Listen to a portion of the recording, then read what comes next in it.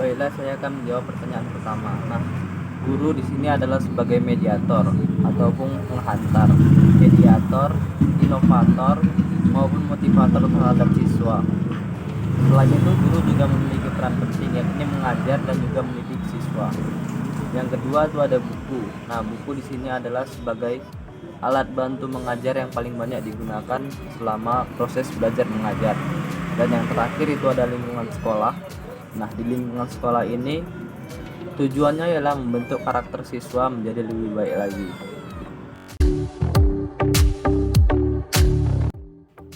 Berdasarkan sifatnya, media pembelajaran terbagi menjadi tiga. Yang pertama ada audio, yang kedua ada visual, dan ketiga ada audiovisual.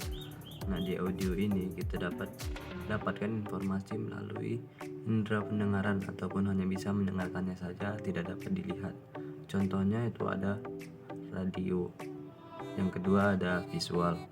Nah, pada sifat yang visual ini kita dapat informasi melalui indera penglihatan kita, yakni mata. Contohnya itu ada infografis, poster, maupun spanduk, dan hal-hal lain yang hanya dapat dilihat dengan mata. Dan yang terakhir itu ada audiovisual. Nah, pada sifat ini kita dapat informasi melalui mata, melalui pendengaran kita. Contohnya di sini ada televisi, laptop, maupun smartphone. Baiklah, saya akan menjawab pertanyaan ketiga. Nah, sumber belajar itu adalah segala hal, baik dalam bentuk data maupun hal yang berbentuk tulisan maupun video yang dapat dijadikan sumber pembelajaran ataupun sumber referensi bagi para siswa dalam belajar. Contohnya di sini ada buku. Nah, di sini gunanya buku adalah untuk menambah wawasan para siswa dan juga membuka cakrawala siswa dalam belajar. Selanjutnya yang kedua itu ada media pembelajaran. Nah, media pembelajaran ini adalah segala alat yang digunakan guru untuk menyampaikan informasi kepada siswa. Contohnya sekarang ini lagi daring. Nah, media pembelajaran yang digunakan itu ada Google Classroom. Nah, di Google Classroom ini guru menyampaikan segala informasi yang tujuannya untuk membuat para siswa seperti berada di dalam kelas, sehingga proses belajar mengajar dapat terjadi.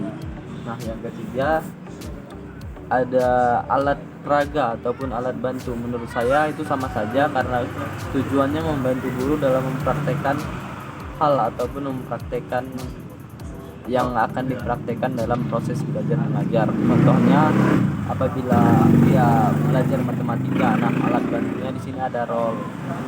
Gunanya untuk membantu guru dalam mengajar di dalam kelas.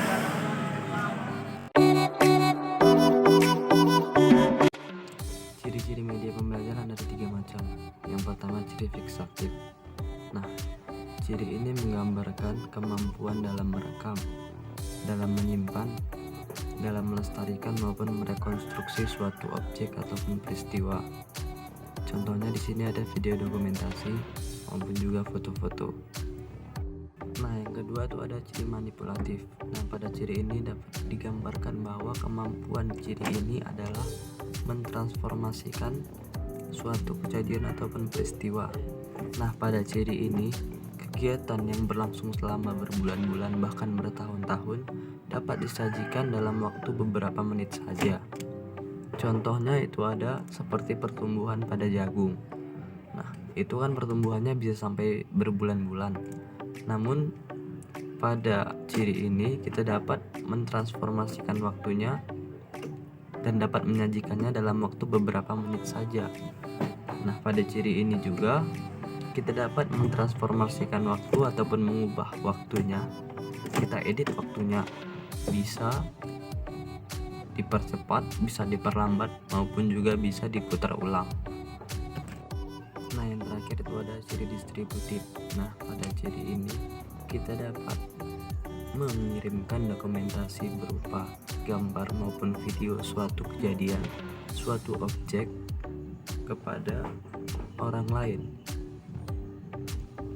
Dengan sangat mudahnya kita dapat mengirimkan dokumentasi video itu melalui perangkat-perangkat yang ada, apalagi sekarang zaman canggih, di zaman era digital.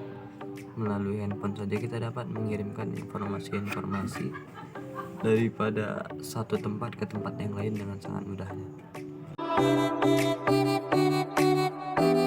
Selanjutnya, fungsi utama media pembelajaran menurut Azhar Arsyad.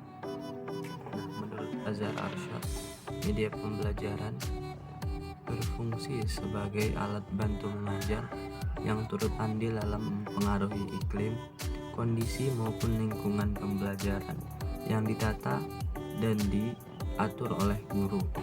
Nah, jadi di sini media pembelajaran adalah sebagai alat bantu mengajar dia yang turut andil dalam mempengaruhi iklim, kondisi maupun suasana dalam proses belajar mengajar. Namun kesemuanya itu tetap diatur ataupun diperintahkan oleh guru. Jadi guru sebagai komando dalam proses belajar mengajar ini.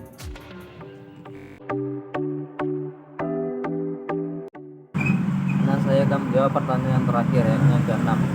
Apa-apa saja aplikasi ataupun software yang dapat digunakan sebagai media pembelajaran? Nah, yang pertama saya akan menyebutkan yakni ada Google Meet. Nah, di Google Meet ini kita dapat membentuk ruang kelas yang mana kita dapat melihat wajah daripada dosen kita maupun melakukan presentasi di dalamnya. Selanjutnya itu ada Canva. Nah, Canva ini adalah aplikasi yang dibuat untuk membuat suatu desain grafis. Bisa juga seperti yang baru-baru saja saya kerjakan yakni infografis. Nah, yang terakhir ada PowerPoint. Nah, di sini PowerPoint ini adalah aplikasi yang membantu siswa ataupun mahasiswa dalam melakukan sebuah presentasi.